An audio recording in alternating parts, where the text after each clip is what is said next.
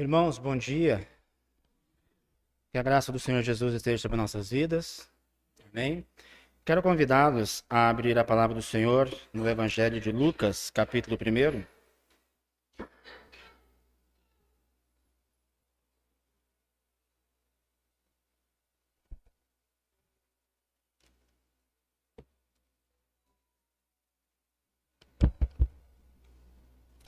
Lucas, capítulo 1, faremos a leitura dos versículos 26 até o versículo 38.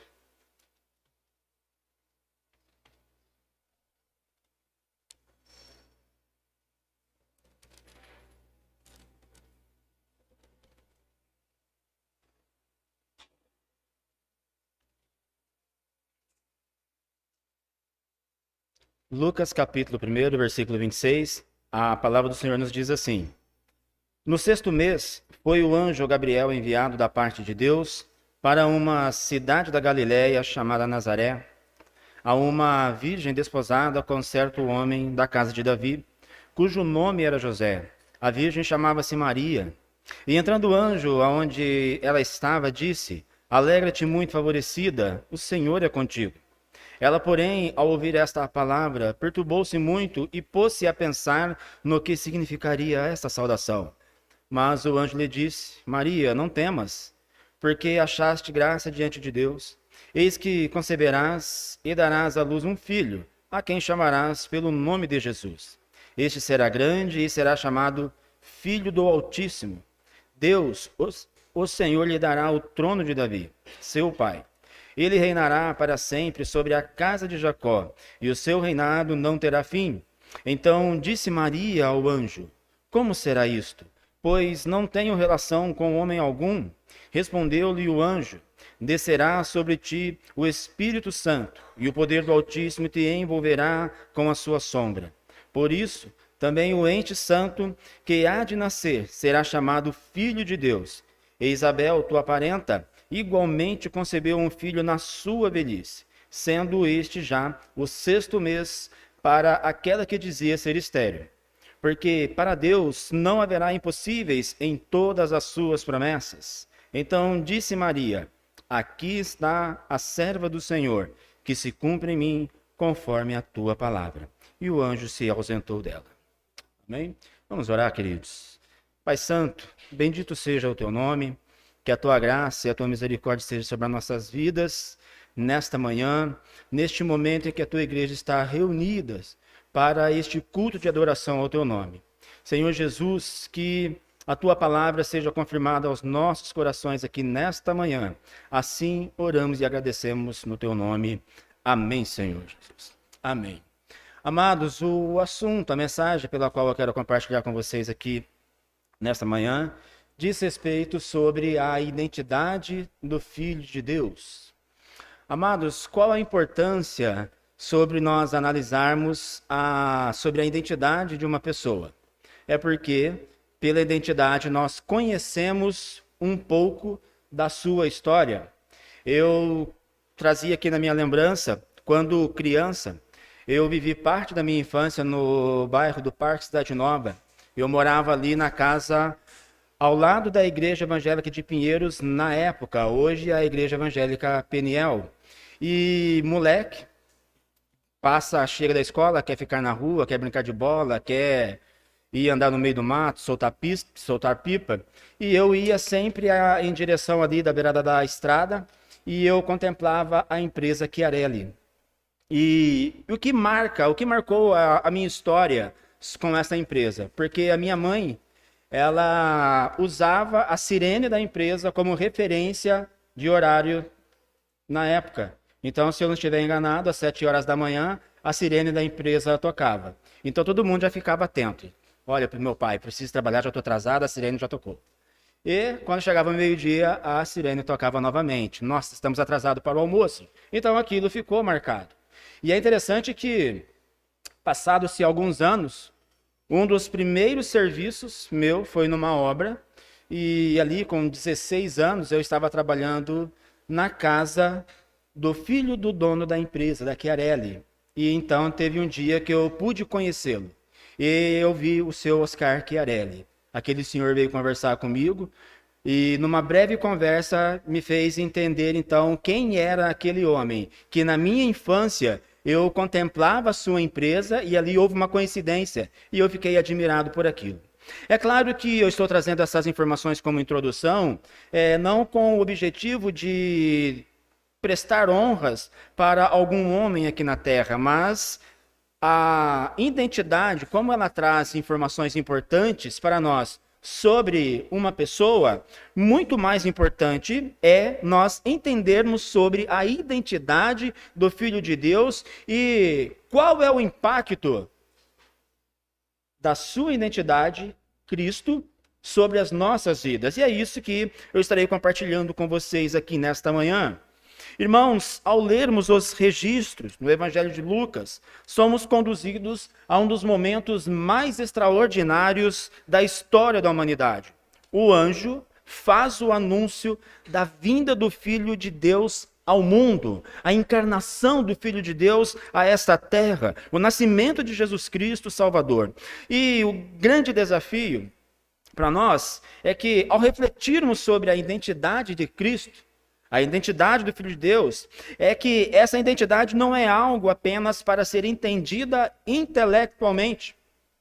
Nós não olhamos para a identidade de Cristo somente com o objetivo de aprender mais uma história, somente com a finalidade de ver o que Cristo fez durante os seus dias, mas sem considerar a importância e a relevância sobre a sua pessoa. Ora, no sentido profundo, entender quem Jesus significa é perceber e reconhecer o impacto dessa verdade para a nossa existência. Ao saber quem Ele é, o Filho de Deus encarnado, o Messias prometido, o Rei eterno, não pode ser apenas mais uma doutrina a ser ouvida, mas é preciso permitir que esta revelação transforme a nossa vida, transforme os nossos valores, transforme a nossa maneira de pensar e a maneira de conduzir a nossa vida. Ora, então nossos objetivos e a nossa visão de mundo, ela é transformada segundo os decretos de Deus, segundo a vontade do Senhor. Por isso, então, a importância de nós olharmos para Cristo não como um homem qualquer, um homem importante da história, como outros tantos homens que viveram sobre essa terra, mas entender que a sua identidade está vinculada à pessoa de Deus, à obra de Deus, à sua vontade no que diz respeito à humanidade. Irmãos, o Evangelho de Lucas, que traz para nós algumas informações importantes sobre a identidade de Jesus, pertence ao gênero narrativo e apresenta uma introdução com detalhes importantes sobre a história de Jesus. O propósito principal do Evangelho é confirmar a fé dos cristãos e apresentar uma narrativa clara sobre a vida de Jesus. Quando você quer saber algo de alguém, você pega um livro e você está com um livro ali importante, qual que é uma das primeiras coisas que você vai fazer, um bom leitor? Ele vai procurar saber sobre o autor, não é assim? Quem é o autor deste livro? Às vezes você se identifica pelo tema, às vezes você se identifica pelo conteúdo, você já ouviu alguém trazer referências e você já vai lendo. Algumas partes você vai ver a introdução e você vai ver ali no sumário o desenvolvimento, os capítulos, e aquilo te chama atenção. Aí você diz, que material, que conteúdo bom que está aqui nesse livro. Quem é o autor? Qual a identidade dele? Aí você vai lá, para o final do livro, geralmente tem uma breve biografia. Ora, Lucas, ao escrever o seu evangelho, ele procura trazer informações sobre Jesus, sobre a identidade de Jesus. E, amados, isso é importante para nós, por quê? A identidade de Jesus, ela já foi pré-anunciada. Não é? Algumas referências sobre a pessoa de Jesus Cristo, sobre a sua obra, sobre a sua vida, ela já havia sido anunciada. Ora, vamos lembrar aqui de algumas informações lá do Antigo Testamento, Gênesis capítulo 3 e o versículo 15, quando nós temos a primeira profecia a respeito do Messias, data por volta do ano 1450, 1400 antes de Cristo, escrito por Moisés durante o Êxodo. Olha, o que o texto nos traz de informações sobre a identidade do Filho de Deus. E porém inimizade entre ti e a mulher, e entre a tua descendência e a dela. Esta te ferirá a cabeça e tu lhe ferirás o calcanhar. A informação que nós temos aqui é que esta promessa se cumpre. Ora, a primeira promessa de um Salvador que viria da descendência da mulher, ela é cumprida na pessoa de Jesus Cristo. Então nós já temos aqui a primeira informação sobre Jesus como um Salvador. Isto é, Cristo derrota Satanás ao morrer na cruz e ressuscitar depois de alguns dias. E isto é apresentado nos evangelhos. Isso é confirmado por Mateus, isso é confirmado por Lucas, é confirmado pelos discípulos de Cristo. Anos depois, nós vemos, por volta do ano 740, Isaías capítulo 9, versículos 6 e 7, não é? O governo e o reinado do Messias também trazendo informações sobre a sua identidade, o texto tão conhecido. Versículo 6, porque um menino nos nasceu, um filho se nos deu, o governo está sobre os seus ombros, e o seu nome será Maravilhoso, Conselheiro, Deus Forte, Pai da Eternidade e Príncipe da Paz. Mais informações sobre a identidade do Filho de Deus, a identidade de Jesus Cristo. Décadas depois, o mesmo profeta, o profeta Isaías, ele escreve no capítulo 11, versículos 1 e 2, sobre a linhagem de Davi. Mais detalhes sobre a identidade do Filho de Deus. Ora, do tronco de Jessé sairá um rebento, e das suas raízes um renovo. Repousará sobre ele o Espírito do Senhor, o Espírito de sabedoria e entendimento, o Espírito de conselho e de fortaleza, o Espírito de conhecimento e de temor do Senhor. E esta profecia se cumpriu perfeitamente na pessoa de Jesus Cristo. Jesus é o renovo que saiu de Jessé. Conforme é escrito na genealogia de Mateus e também na genealogia de Lucas. Então, estamos aqui conferindo algumas referências sobre a primeira vinda e sobre a identidade do Messias. Então, nós já percebemos que nós já temos informações desde os tempos antigos, desde os dias do Antigo Testamento, sobre o que Jesus seria, como seria a sua vida, o que ele realizaria, segundo os planos do Senhor. Amados, ainda algumas informações sobre Lucas, o médico e companheiro de viagens, das viagens missionárias do apóstolo Paulo. O autor deste evangelho também do livro de Atos. Ele escreveu o seu evangelho em um período em que o cristianismo estava espalhado fora dos limites judaicos, alcançando o mundo gentil. Os irmãos irão se lembrar quando fizemos aqui o estudo do Evangelho de Mateus, né? E quais eram as principais referências ao estudar o Evangelho de Mateus? Ele procura atender quem?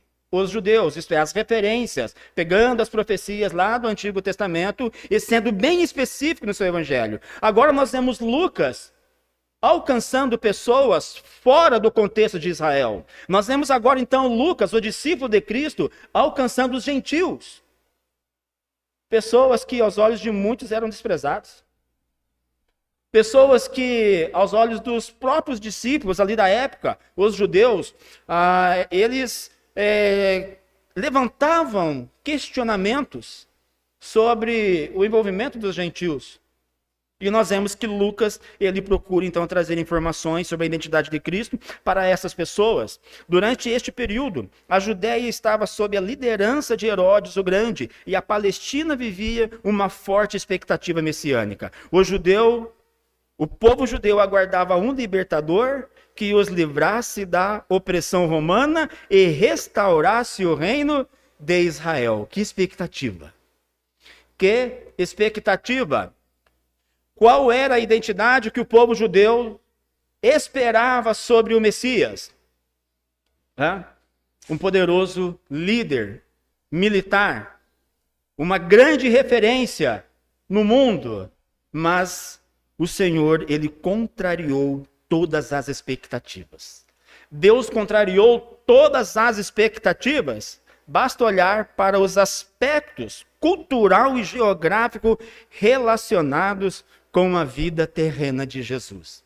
É só dar uma olhada na vida de Jesus e você vai perceber rapidamente o contraste que aconteceu, que está revelado a nós, para aquilo que os judeus então aguardavam. Ora, culturalmente, o contexto judaico do primeiro século era marcado por uma sociedade patriarcal onde as mulheres, embora respeitadas, não tinham o mesmo status social que os homens. O anúncio, então, de que uma mulher seria sido escolhida para ser a mãe do Messias contrariou também as normas culturais da época. Deus contrariou as pessoas da época, os judeus e outras pessoas que aguardavam o Messias. Ele contrariou em todos os sentidos. Ele contrariou em todos os sentidos. E ora, quando eu disse que a referência de Cristo quanto à sua identidade simples, né, quando nós olhamos nos evangelhos, na descrição da vida de Jesus, nós percebemos que a maneira como Cristo viveu, a sua vida simples, a sua humildade, até o lugar onde ele viveu, a família, trouxe ali um pensamento, um questionamento, até mesmo entre aqueles que estavam se encontrando com ele. Ora, nós, ao olhar a Bíblia, a palavra do Senhor, a cidade de Nazaré, onde Maria vivia, vemos que era uma cidade pequena e irrelevante, sem grande destaque nas escrituras ou na sociedade judaica. Para os judeus da época, Nazaré era considerada uma cidade totalmente irrelevante. Tanto é que João, no capítulo 1, versículo 43 e até o versículo 46, ele diz assim: no dia imediato resolveu Jesus partir para a Galileia e encontrou a Filipe, a quem disse: segue-me. Ora, Filipe era de Betsaida, cidade de André e de Pedro. Filipe encontrou a Natanael e disse-lhe: achamos aquele de quem Moisés escreveu na lei e a quem se referiam os profetas, Jesus, o Nazareno, filho de José.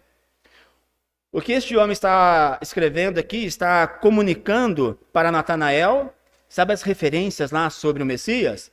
Gênesis 3,15, Deuteronômio 18,15, Isaías 7,14, Isaías 11, Miqueias 5,2, Zacarias capítulo 9, versículo 9, todas essas referências que nós temos sobre o Messias, nós encontramos ele. Eu penso que Natanael ficou logo empolgado, mas teve uma informação importante aqui quando foi compartilhado para ele. Achamos de quem Moisés escreveu na lei e a quem se referiram os profetas, Jesus o Nazareno, filho de José. A pergunta e a reação de Natanael: de Nazaré? O Messias é de Nazaré? Mas é de lá? Ele ficou preocupado.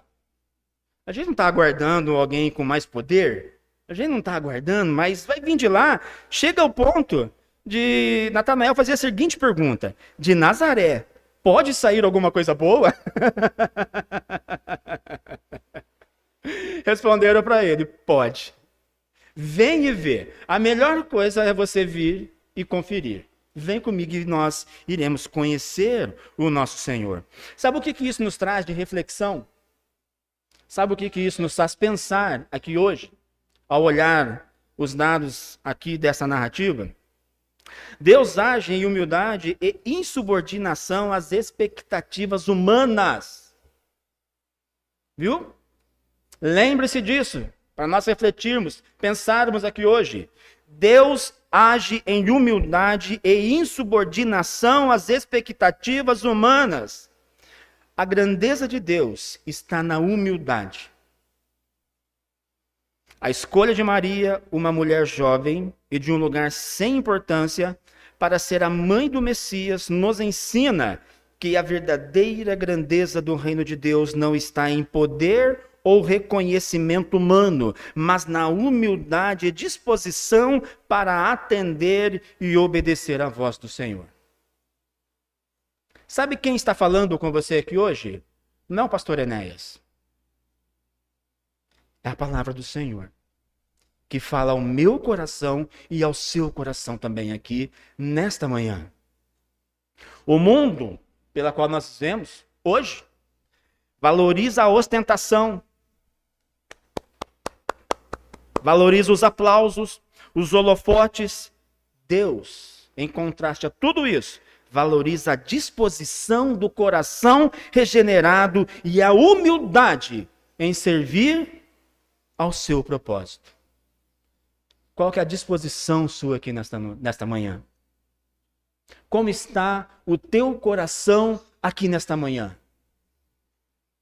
Como está a sua reflexão sobre a identidade do Filho de Deus? E é exatamente isto que Maria fez. Ela serviu, atendeu ao propósito do Senhor. Irmãos, vamos discorrer sobre os versículos. Aqui eu quero dividir em 3 partes.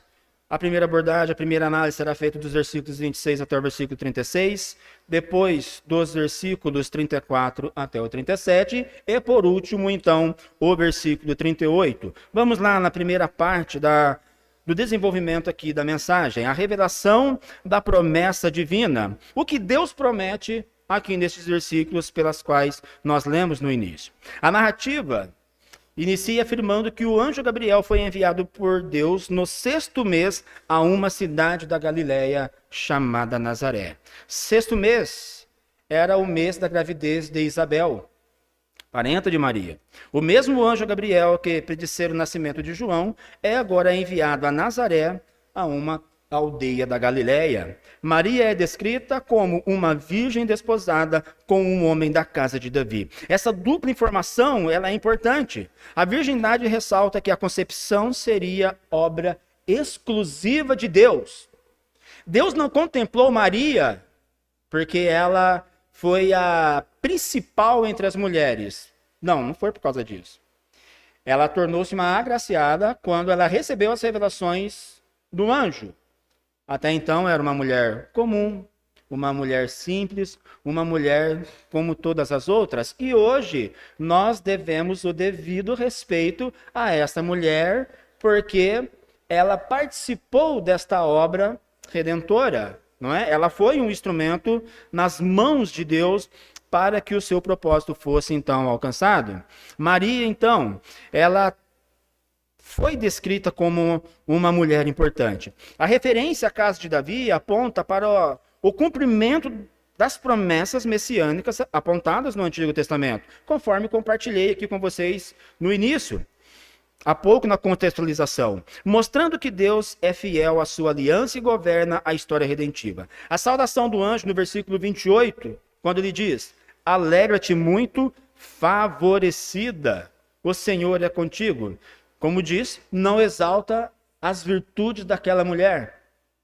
Não exalta qualquer detalhe, qualquer aspecto da vida de Maria, da sua vida social. Não, mas destaca o favor imerecido concedido por Deus. Em seguida, ele declara lá no versículo 31, eis que conceberás e dará à luz um filho, a quem chamarás pelo nome de Jesus. Irmãos, algumas informações aqui sobre o nome. Algumas informações importantes sobre o nome que é dado aqui, então.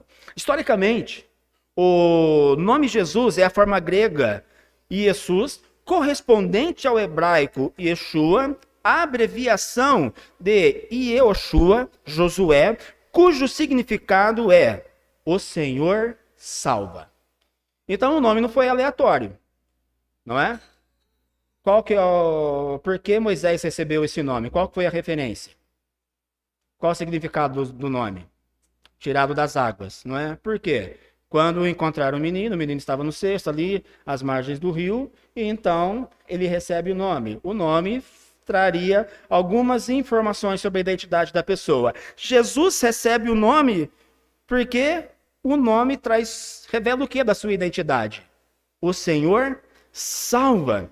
No Antigo Testamento, este nome está relacionado à obra libertadora de Deus. Josué, sucessor de Moisés, foi aquele que conduziu o povo na promessa ao descanso na terra, tornando-se um tipo salvador definitivo. Não é? Os irmãos lembram-se bem da história?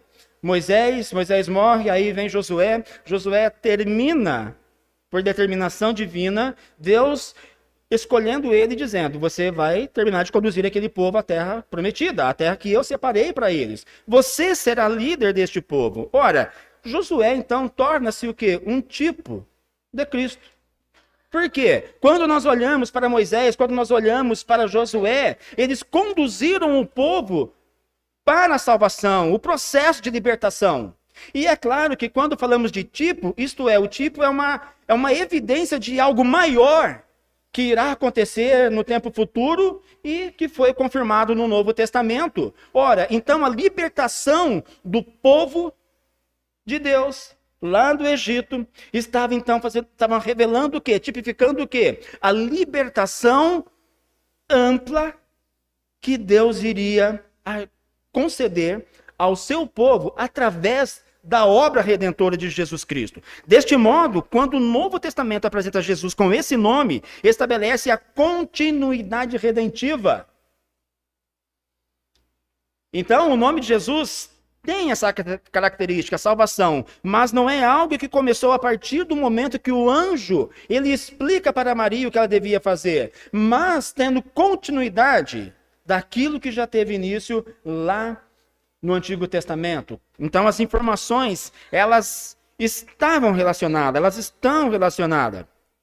O mesmo Deus que salvou Israel no passado, por meio de Moisés e Josué, agora atua de forma plena e definitiva na pessoa de Cristo. Então essa relação com o Antigo Testamento é ainda mais evidente quando se considera que nas Escrituras hebraicas a salvação é obra exclusiva de Deus. Lembra-se do que o profeta Isaías diz no capítulo 43, versículo 11? Fora de mim não há salvação. O homem pode procurar sua salvação onde ele quiser. Não vai encontrar. Não vai encontrar. Ele vai encontrar frustração, decepção, vai ficar iludido.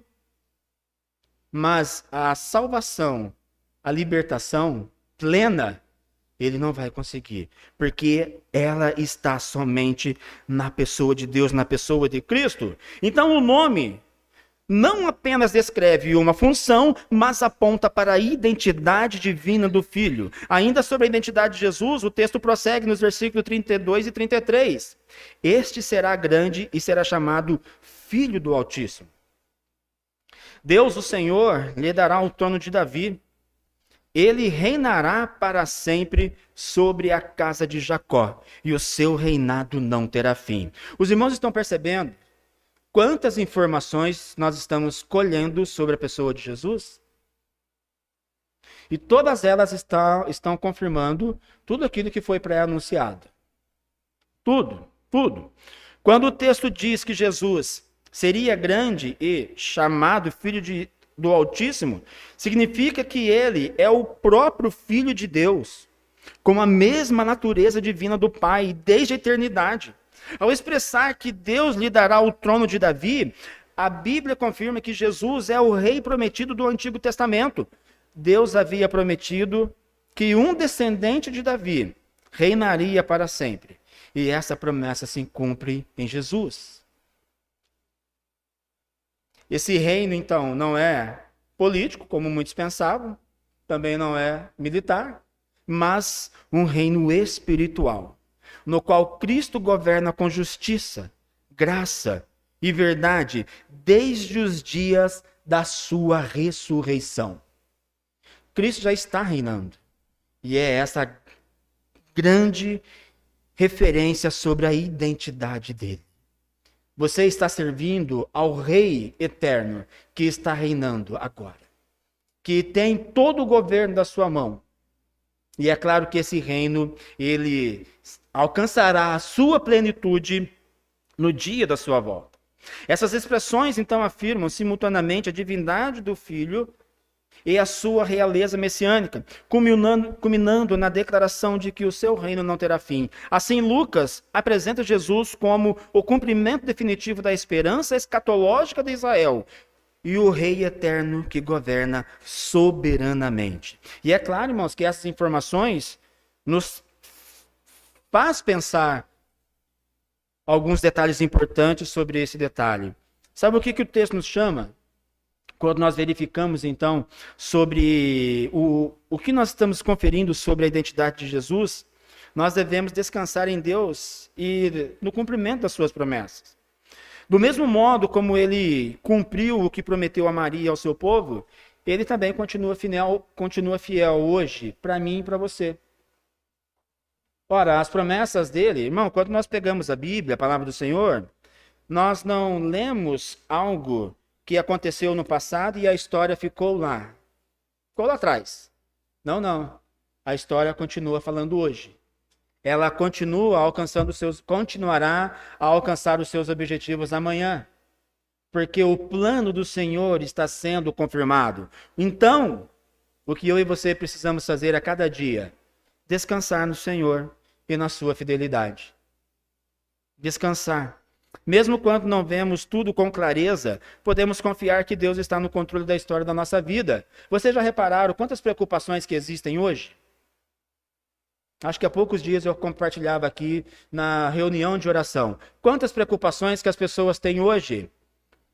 Que a liderança dos Estados Unidos está cercando a Venezuela e pode afetar aí a Europa, pode acontecer tantas coisas.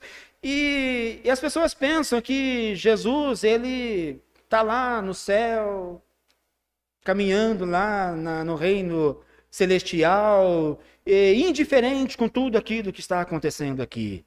Não. Tudo, irmãos, não cai um passarinho morto no chão sem o consentimento de Deus. Não cai uma folha da árvore sem o consentimento do Senhor.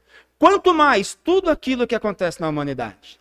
Ele sabe de tudo. A revelação da promessa divina nos convida a viver então com fé, com esperança, crendo que o que Deus prometeu, o Deus que prometeu é o Deus que cumpre. Acho que chegará o tempo que todas as coisas serão concluídas e nós então descansaremos de todas as nossas aflições. Ora, por isso que então é importante nós sempre confiarmos no Senhor e descansarmos nas suas promessas. Após revelar o conteúdo da promessa divina, que o Filho de Deus, que nascerá, a qual será a grandeza do seu reino, e qual será a grandeza do seu reino, as revelações seguem para um segundo momento, no qual Deus esclarece como essa promessa será cumprida. Foi o que nós lemos dos versículos 34 até o versículo 37. O que nós lemos? Então disse Maria ao anjo: como será isto? Pois eu não tenho relação com algum homem. Com homem algum. Respondeu-lhe o anjo: descerá sobre ti o Espírito Santo, e o poder do Altíssimo te envolverá com a tua sombra. Ora, irmãos, nós vemos aqui a indagação de Maria. A primeira coisa que nós precisamos entender aqui é que esta pergunta ela não está demonstrando incredulidade. Maria não está questionando o anjo de forma incrédula, falando: olha, isso aí não vai acontecer não, capaz, impossível. Não, ela só quer entender como que isso irá acontecer. Tudo isso, Gabriel, que você está trazendo para mim, como que será feito? Como será realizado? A pergunta, então, evidencia a humildade e a obediência de Maria, pois ela se coloca à disposição de Deus, mesmo sem entender plenamente a maneira como Deus agiria. O anjo responde mostrando que o cumprimento da promessa depende da ação direta do Senhor. Descerá sobre ti o Espírito Santo, e você será envolvida pelo poder de Deus. A resposta, então, de Gabriel para Maria confirma a atuação do Espírito Santo, indicando que o nascimento de Jesus é fruto do poder soberano de Deus e não dos meios humanos. Sabe aquela ideia que o homem, ele procura fazer a sua sorte? Ele procura acertar o seu caminho, acertar o seu destino? Irmãos, isso é uma ilusão. O homem ele tem o dever de administrar e planejar a sua vida. Mas no que diz respeito à salvação, e é claro que uma vez salvos, tudo isso vai refletir positivamente na nossa vida, amados, tudo isso aí tem Deus como princípio. Não há como o homem determinar essas coisas. Tudo isso é obra do Senhor.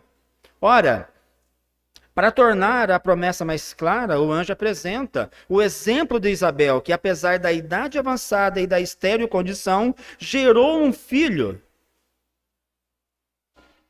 Essa ação demonstra que não há impossível para o Senhor, não há impossível para Deus, e que Ele cumpre as suas promessas, mesmo quando os recursos humanos parecem insuficientes. E isso é confirmado no versículo 37, quando o anjo diz o seguinte: porque para Deus não haverá impossíveis em todas as suas promessas. Então nós temos o que aqui? Uma declaração da onipotência de Deus. Todas as promessas do Senhor se cumprem segundo o seu agir. O que é impossível para Deus? O que é impossível para o Senhor? O que Deus não consegue resolver? O que Deus não consegue realizar? Qual é a dificuldade de Deus? Qual é a dificuldade do Senhor? Irmãos, Deus não se limita às capacidades humanas, nem às circunstâncias da vida para cumprir seus propósitos. E Ele fez isso de propósito. Ele fez isso de propósito. Escolheu uma mulher estéril. Falou, não, deixa, vai ficar muito fácil. Sabe? Vai ficar muito fácil. O homem vai acabar pensando que tem alguma referência com ele. Não, deixa eu pegar situações improváveis para que as pessoas possam entender quem sou eu. Quem é o meu Cristo? Quem é o meu filho que atuará nesse plano de redenção? Então, isso nos leva a pensar que Deus não se limita às capacidades humanas, nem às circunstâncias da vida para cumprir os seus decretos. Vemos aqui uma mulher estéril, gerando filho. Maria, uma mulher simples, participando do processo da encarnação do Filho de Deus, Criador do universo. Ele não precisa de recursos ou condições específicas para que a sua vontade seja concretizada. Ele simplesmente faz as coisas acontecerem. Deus simplesmente faz as coisas acontecerem. E essas circunstâncias nos levam a libertar-nos da ansiedade e do medo. Eu e você, de vez em quando, não ficamos preocupados e aflitos com as circunstâncias da vida? Quem não fica? Todos ficam. Alguns ficam mais, alguns ficam menos, né? Alguns sofrem bastante com as preocupações.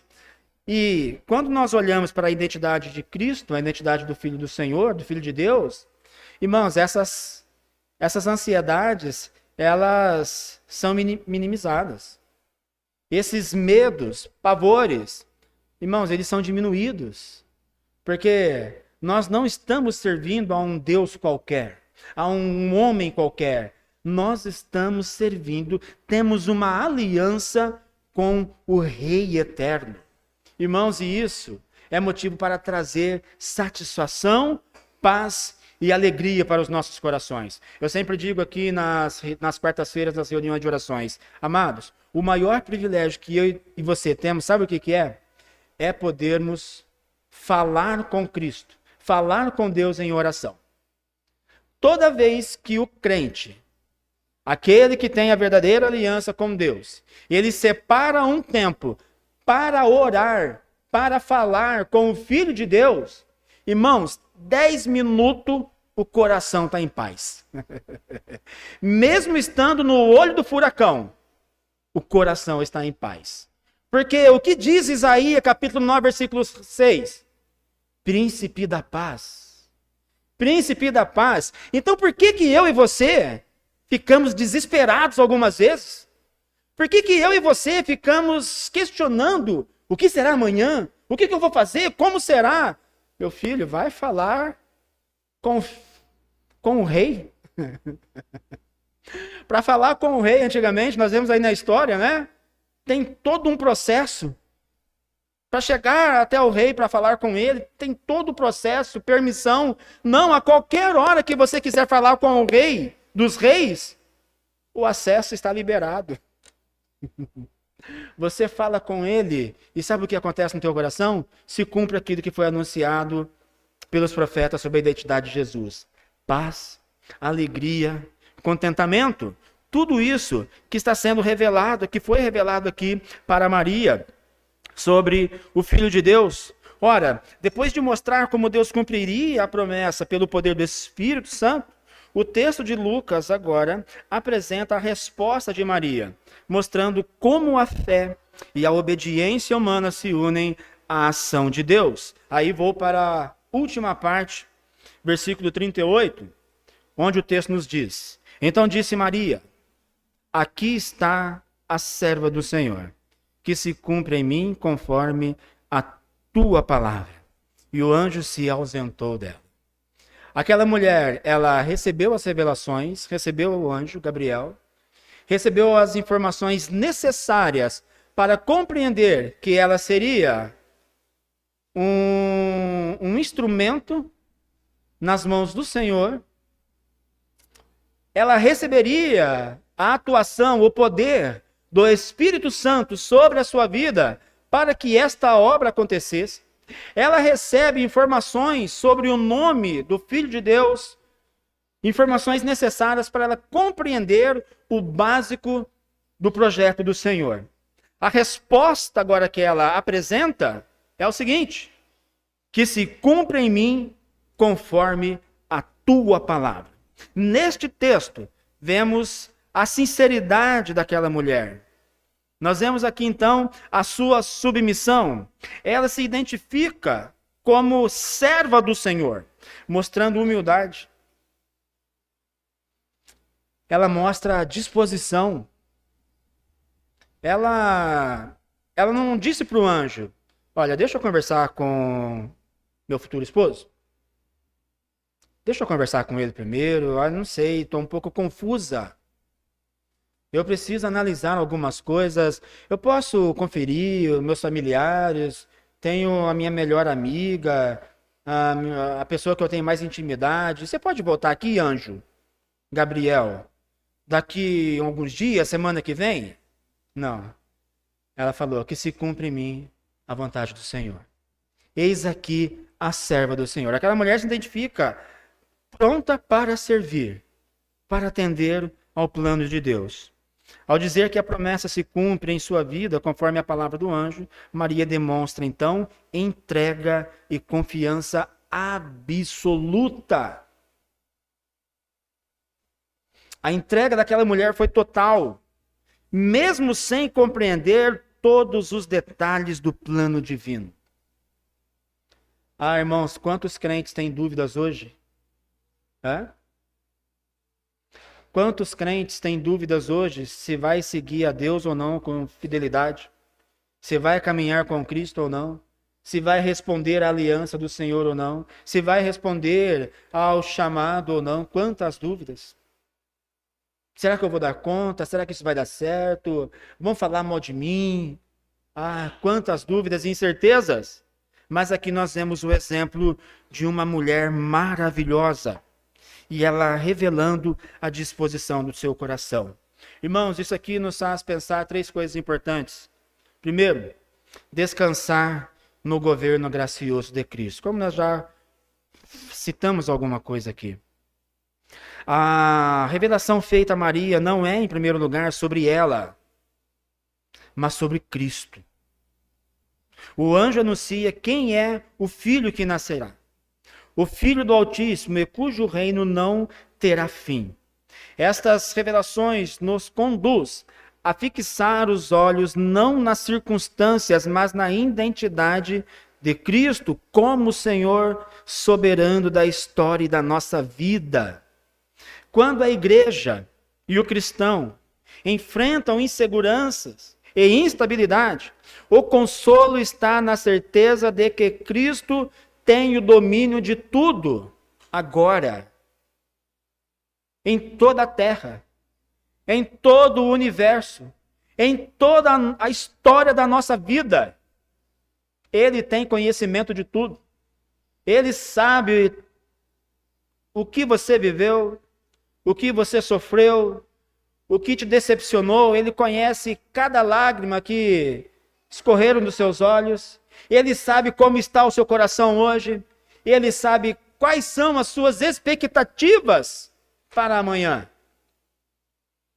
Então, querido, descanse no Senhor. Se Ele conhece tudo, Ele não vai deixar acontecer nada com você. Ele não vai deixar. Sabe o pai quando protege o filho? Não é? O pai que protege está ali, meu filho, fica seguro, fica tranquilo. Não é? Me lembro aqui agora de uma cena do pai. Ele está na piscina e o menininho, acho que deve ter uns 2 anos e meio, 3 anos, pequenininho, tamanho do Natan. E o pai fala, vem. Falei, esse menino não vai pular. Mas o pai nem terminou de falar. O menino já deu um pulo na piscina. Por quê? Menininho sabia nadar? Campeão de natação? Não. Porque ele estava pulando nos braços do pai. Pule nos braços dos pais hoje, crente. Pule nos braços de Cristo hoje. E fica seguro nos seus braços. Tira esta opressão, esta angústia sobre a sua vida e viva a plenitude da paz, porque o seu rei, ele reina para todo sempre.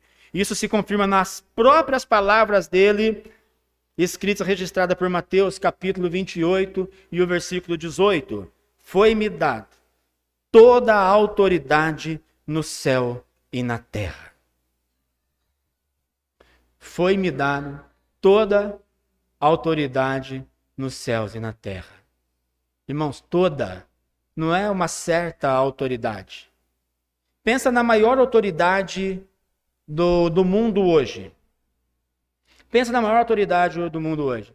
Você já viu nos noticiários, quando um policial abusa da abordagem e ele comete o grande erro de ser indiferente com a pessoa que ele está abordando e ele não pede para ver a identidade antes,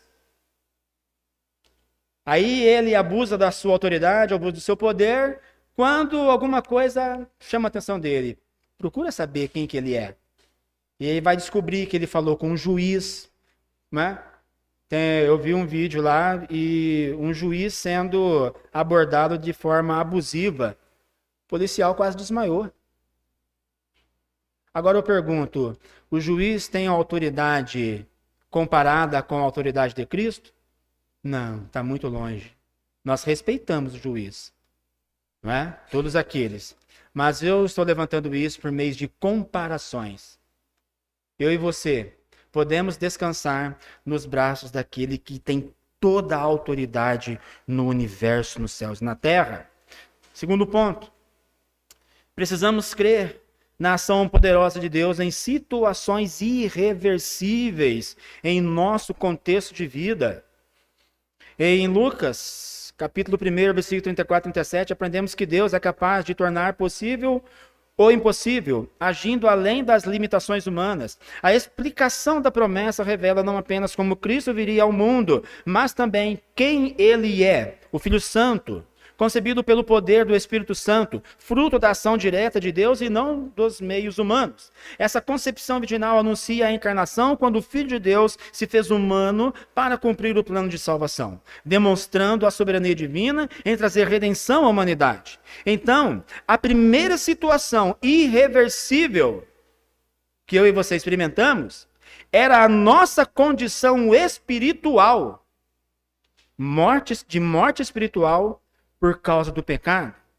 Por natureza, todos estávamos mortos espiritualmente, separados de Deus e sujeitos à sua condenação e ira, incapazes de nos reconciliar com Ele ou de realizar qualquer obra que nos trouxesse a salvação. Então, essa realidade, sem solução para o homem, um obstáculo impossível de ser superado pelos esforços humanos. No entanto, a encarnação de Cristo, operada pelo poder do Espírito Santo, nos mostra que o mesmo poder que operou na encarnação de Jesus no ventre de Maria é capaz de transformar a condição de morte em vida, tornando possível aquilo que para o homem é impossível. Vida só através de Cristo. Só através da ação, do poder do Espírito Santo de Deus, regenerando, restaurando, trazendo vida, trazendo restauração. Ora, Lucas capítulo 1 e o versículo 37, que nós lemos, porque para Deus não haverá impossibilidade em todas as suas promessas. Amados, é o momento em que contemplamos a humildade do Deus Filho que se fez homem para se aproximar de nós, para transformar o impossível em realidade, a reconciliação e paz com Deus. Esta era uma situação irreversível e necessária. E eu e você temos o privilégio de estarmos aqui reunidos hoje com a plena certeza e convicção de que o impossível já aconteceu na nossa vida. O improvável já aconteceu na nossa vida. A salvação em Cristo Jesus. A salvação pelo Senhor. E isso já é motivo, então, para nós alegrarmos o nosso coração. Amados, terceiro e último ponto que eu quero compartilhar aqui. Diante do poder de Deus e a revelação da identidade do seu Filho, como podemos responder a todas estas coisas?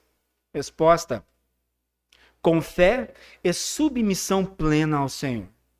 A resposta de Maria só pode ser compreendida plenamente à luz do próprio Cristo. Ele não apenas chamou outros à submissão, ele mesmo se fez obediente, assumindo a forma de servo. A fé e a submissão de Maria apontam para o Cristo que mais tarde diria: não se faça a minha vontade, e sim a tua. A submissão cristã nasce da contemplação de Cristo como servo obediente, que se humilhou, nascendo de uma mulher para nos salvar. Essa atitude, então, revela a sua identidade em favor do seu povo. Essa verdade conduz o crente a responder à revelação de Cristo com entrega total a Ele.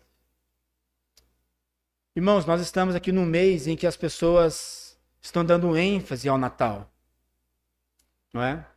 É claro que muitos de maneira equivocada, mas eu e você, que temos pleno conhecimento da palavra do Senhor, nós entendemos perfeitamente a identidade e a obra do Filho de Deus. Nós entendemos o verdadeiro sentido do Natal. Nós sabemos qual a sua importância, porque neste tempo nós damos graças ao Senhor por esta obra maravilhosa. Por todas essas informações que nós contemplamos aqui e por tudo aquilo que o Senhor está realizando e fazendo por meio do teu Filho. O nascimento, desde o nascimento até a cruz, a obra de redenção que o Senhor concretizou em nossas vidas. Logo então a nossa resposta deve ser semelhante à do apóstolo Paulo em Gálatas capítulo 2, versículo 20. Logo, já não sou eu quem vive, mas Cristo vive em mim. E esse viver que agora tenho na carne, vivo pela fé no Filho de Deus, que me amou e a si mesmo se entregou por mim. Amém, queridos? Eu concluo essa mensagem aqui afirmando, então, que o texto de Lucas, nestes versículos, no seu texto, nos seus registros, somos lembrados de que Deus entra na história de forma graciosa e soberana para cumprir os seus desejos, os seus planos. A anunciação nos revela quem Cristo é, Filho do Altíssimo, Salvador prometido e o Rei eterno, e como ele veio pela ação poderosa do Espírito Santo. Também somos confrontados sobre como devemos responder. E temos então o exemplo dessa grande mulher. E que assim a nossa vida então possa se enquadrar nos planos e segundo o propósito e a vontade do Senhor. Amém, querido?